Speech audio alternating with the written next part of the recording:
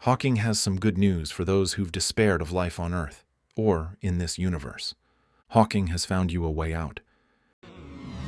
They named their idols Al-Uzza, Manat, and Hubal, yet, upon investigation, these are just baseless names and empty concepts. Darwin and his disciples followed in the footsteps of ignorant idol worshippers by propagating flashy names with ridiculous content. The myth zealots assigned names to what they claimed to be early human-like species, found hundreds of thousands or millions of years ago: Homo erectus, Homo habilis, Homo ergaster, Homo neanderthalensis. They claimed that these species provide the missing links between humans and their animal ancestors. After they made their living, for decades, from the lie that the Neanderthal man is the intermediate link between humans and their animal-like ancestors, successive research showed that, consequently, the naive youth who's fallen victim to intellectual terrorism finds himself unconsciously driven to escape the trap, the frame, set for creationists, and join the side of enlightened scientists.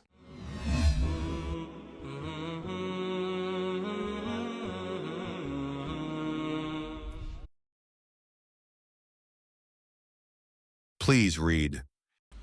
Haspiropithecus, Harolodukuku,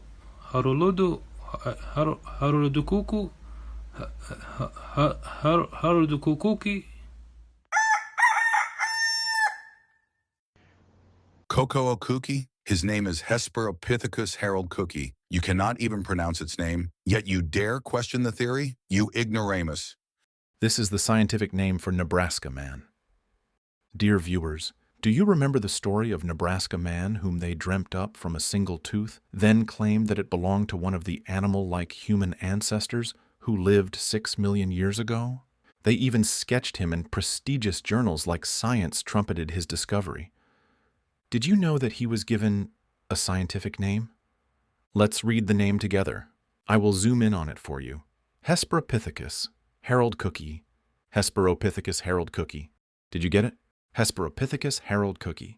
Certainly you will find some who will spend an hour trying to spell it out, feeling helpless and ashamed of their inability to pronounce it, and say to themselves, if I cannot even spell the name, how can I discuss such complex science? These scientists know best.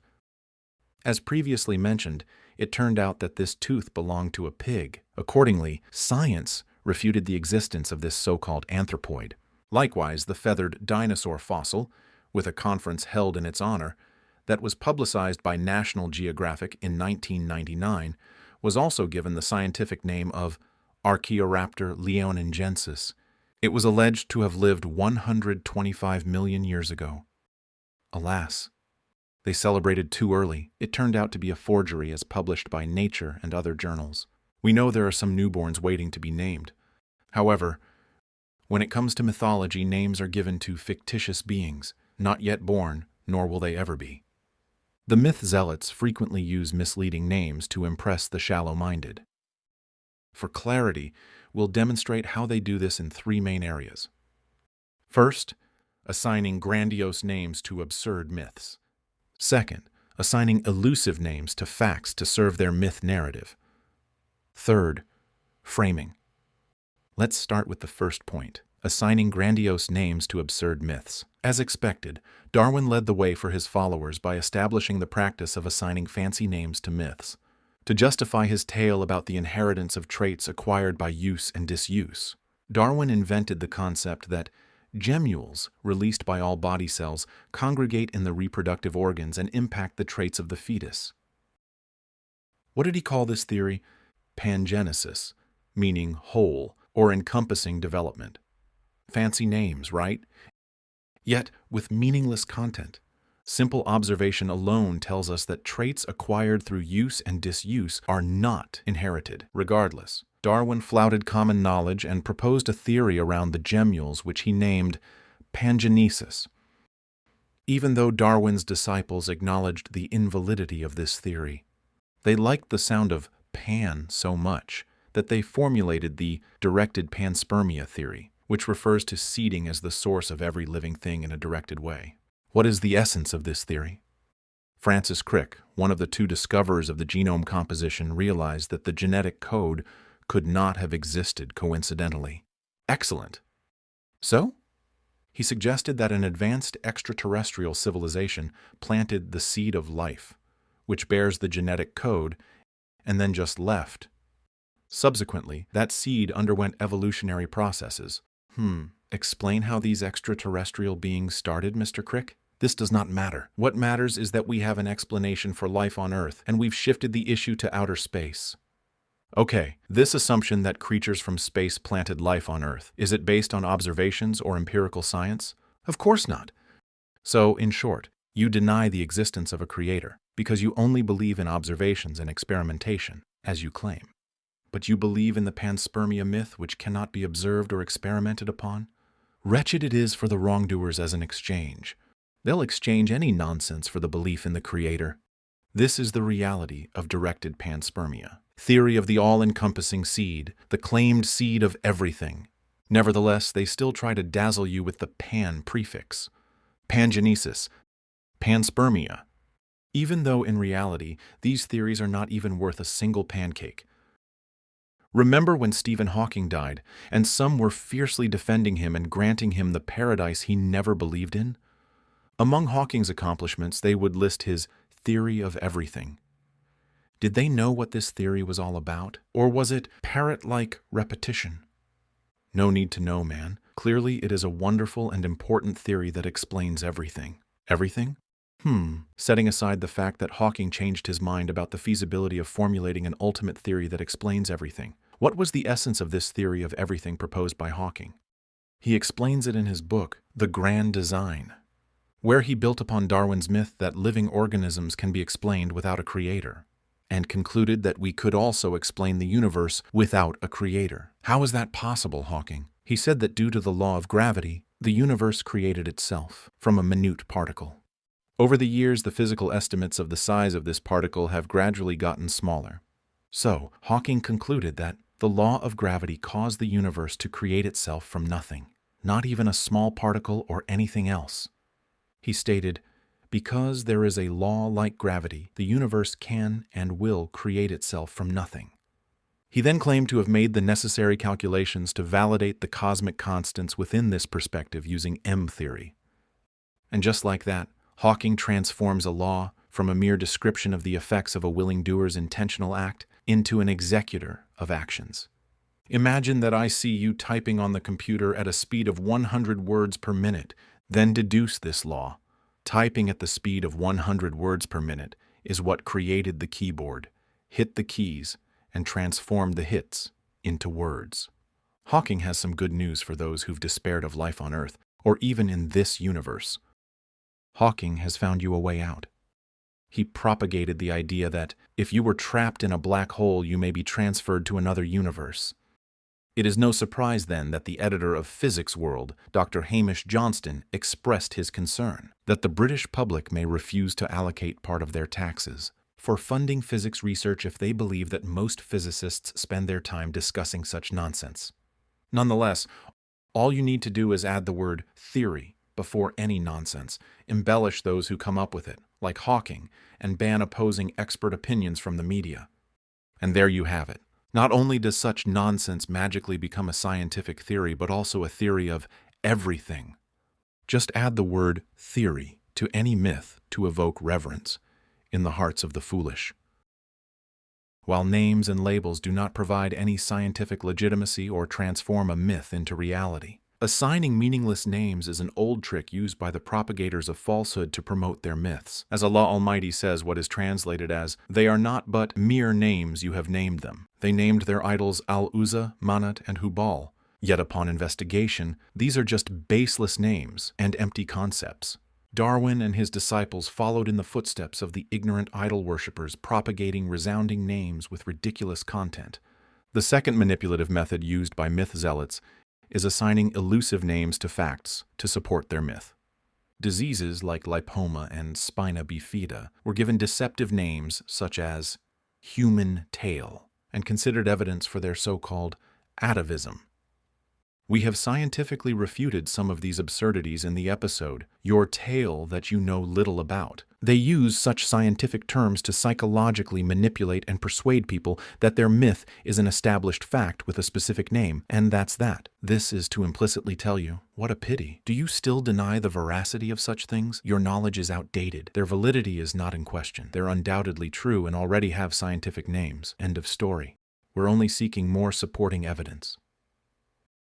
A clear example of assigning misleading names to facts is calling adaptation microevolution. To give the false impression that adaptations are only random mutations and blind selection when, as demonstrated in the episode, citrate-utilizing bacteria, they are subtle and wonderful adaptations operating with remarkable mechanisms, indicating a creation with wisdom, with no room for randomness or chance, as they claim.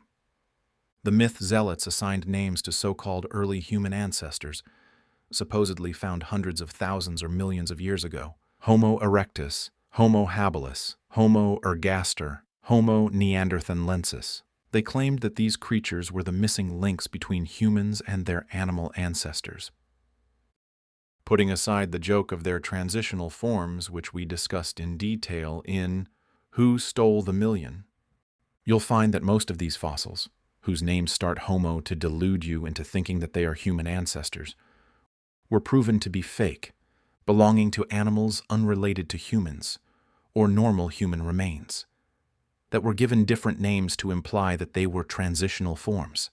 A good example, with the fanciest name of all, is Homo neanderthalensis, or Neanderthal man, which is also the most researched. Let's get to the topic. What was the first thing I told you? Neanderthal man, he was first discovered in 1856. What is Neanderthal man? Homo neanderthalensis, again Homo neanderthalensis, is a chronologically late human-like being. Some might also mention that there are more than 300 discovered fossils for this being, and that it's an established truth, as this huge number of fossils cannot all be falsified. About 300 samples, some of which are almost complete. Most of them are for the Neanderthal, around 300 at the very least. Dear viewer, pay attention to this deception technique, straw manning, i.e., moving the discussion from the issue in dispute to undisputed issues. We never claimed that all the fossils were fake.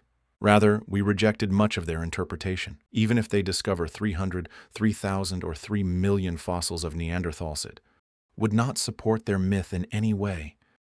Because after they made a living promoting the myth for decades and claiming that the Neanderthal is an intermediate link between humans and animal-like ancestors, successive research has come out to indicate that he is a human with intelligence equal to ours, and that he had a language, as this research, published 43 years ago, shows. Moreover, he had religious rituals and used various dyes and tools. This study, published 4 years ago, is one of the most comprehensive studies as it reviews 151 studies on Neanderthals and proves that they were humans, nothing more and nothing less. This has become an established truth as published by the British Guardian and others. So, the Neanderthals are simply a nation of human beings, not an intermediate link or transitional form or any of this nonsense. Despite all that, some fellow Arab patrons of the myth continue to delude the Muslim youth. They ignore the previously mentioned research and assure their audience that the Neanderthal is compelling evidence for evolution. The third method used by the myth zealots is framing. The myth disciples use the term creationist to refer to those who believe that God created beings with intention and will. I repeat, intention and will, not as some mislead by presenting the difference between us and them as a simple case of independent creation versus evolution, directed or otherwise. Intent and will is crucial, as it is the very thing that the evolution myth denies or casts doubts about. They call you a creationist to frame you as a believer in something peculiar, while they call the figures of pseudoscience scientists. Consequently, the naive youth, under the spell of intellectual terrorism, finds himself psychologically and unconsciously forced to escape this framing trap set up for creationists, so that they can join the side of enlightened scientists. while in fact, we who declare that we believe that Allah created beings intentionally and willingly are not creationists, but simply sound human beings, using minds, unsullied by the lunacy of the myth. In discussing an article with a myth disciple, they might say, but the author of this research is a creationist. A creationist. In other words, belief in creation has become a defect that degrades the scientific value of the research or article regardless of its logic or objectivity. It demeans its value in advance even before considering its content. Conversely, research published by myth disciples is subconsciously regarded by the deluded myth disciples as valuable and credible just because it is produced by those they consider to be scientists. This is the impact of framing. You might say, you, yourself, use framing when you call them myth disciples. I would ask you to review the previous 15 episodes, then decide whether what they present is science or myth. Then, you'll find out whether my description is deceptive framing or an accurate description for them. So, they are not, but mere names you have named them. Don't be deceived by the fancy labels and look at the facts. Thus far, we've discussed 10 methods for promoting the myth. Appeal to authority. Inductive fallacies. The big brain, little brain fallacy, addressing people as children. Avoiding necessary consequences. Shifting the burden of proof. Appeal to ignorance. Recycling invalidated lies, refuted more than 130 years ago. False analogies. Circular reasoning. Misleading terminology. Next episode we'll discuss, Allah willing, their methods of turning damaging evidence into supporting evidence. Under the title, All Roads Lead to the Myth. Stay tuned. May the peace and mercy of Allah be upon you.